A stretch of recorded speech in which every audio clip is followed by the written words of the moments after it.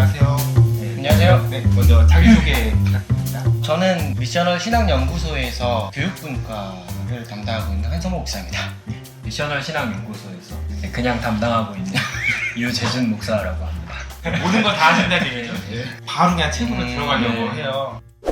이게 미셔널 신학 총서의 첫 책이거든요. 그래서 고난과 하나님의 선교라는 책을 같이 만들게 돼서 영광이고 기쁘고 감사합니다. 미셔널 신학, 그 의미가 뭐지 생각해보면은 되게 막연하게 들리는 것 같기도 해요. 근데 이 개념이 되게 소개된 지는 오래된 것 같은데, 미셔널 신학이 무엇이고 이 미셔널 신학 총서를 통해서 이제 기여하시고 싶은 바가 뭔지 말씀해 주시면은 독자분들이 책에 진입하기 좀 더 수월할 것 같아요. 미셔널이라는 단어를 이제 그냥 직역하면은 선교적?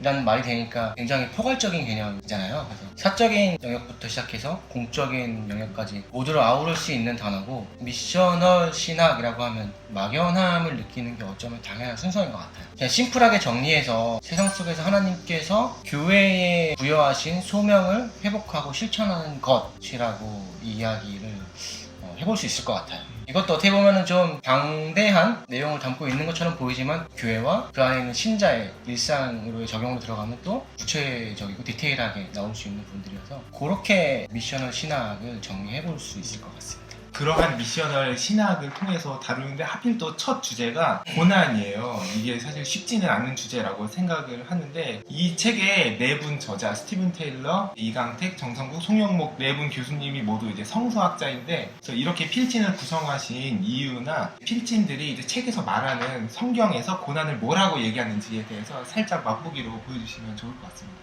하나님이 우리를 사랑하시는데 우리에게 왜 고난을 주시는가? 현실에서는 우리가 고난을 겪잖아요. 그 가운데 우리가 느끼는 어떤 역설적인 상황 가운데 모순을 느끼고 있어서, 거기에 대한 해답을 선교적 해석학이라는 툴을 통해서 본문을 해석하고 그 안에서 고난에 대한 포지션과 의미를 찾아보면은 참 좋겠다?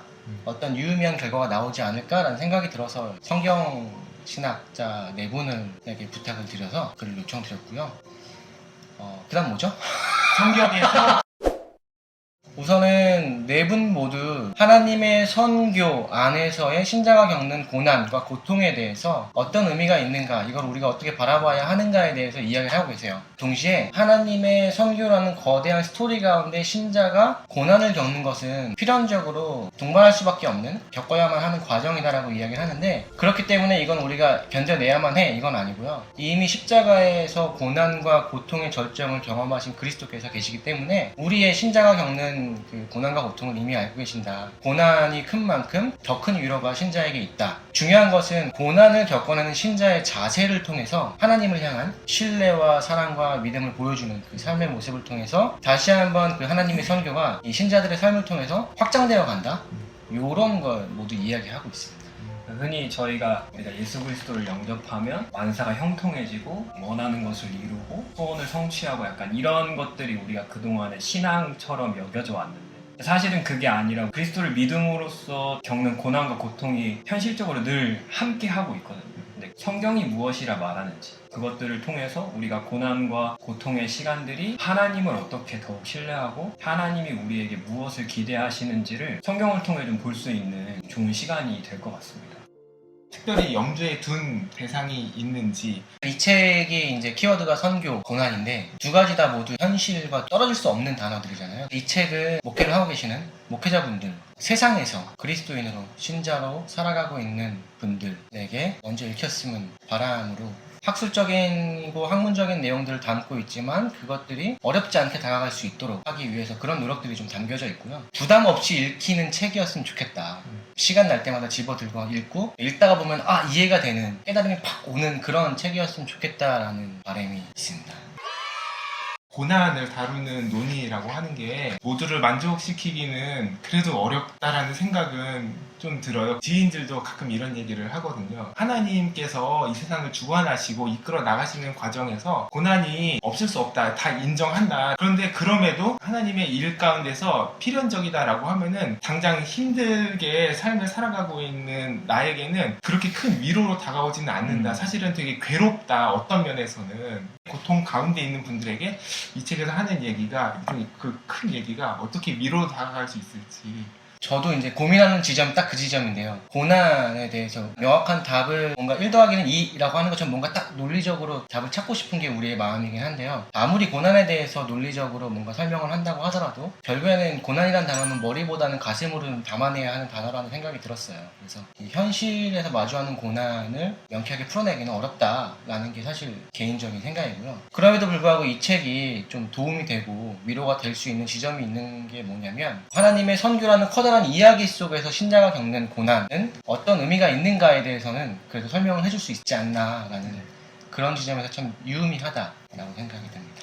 그래서 저희가 신자들이 경험하게 되는 일상 속에 찾아오는 고난에 대한 이유를 성경적으로 다 찾아내고 근원적인 해결책을 제시하는 책은 아닌 것 같아요. 이 책이 제시하고자 하는 어떤 방향이 있다면 고난이 우리에게 왜 찾아왔는가 어떤 why에 대한 측면이 아니라 그 속에서 우리가 어떠한 삶을 살아야 하는지 하나님이 우리에게 무엇을 원하시는지 어떤 what에 대한 측면이 더 강하다고 생각하거든요. 어떤 삶을 살아야 하는지를 좀 방향을 제시해 줄 수 있는 그런 책이 되지 않을까 싶습니다.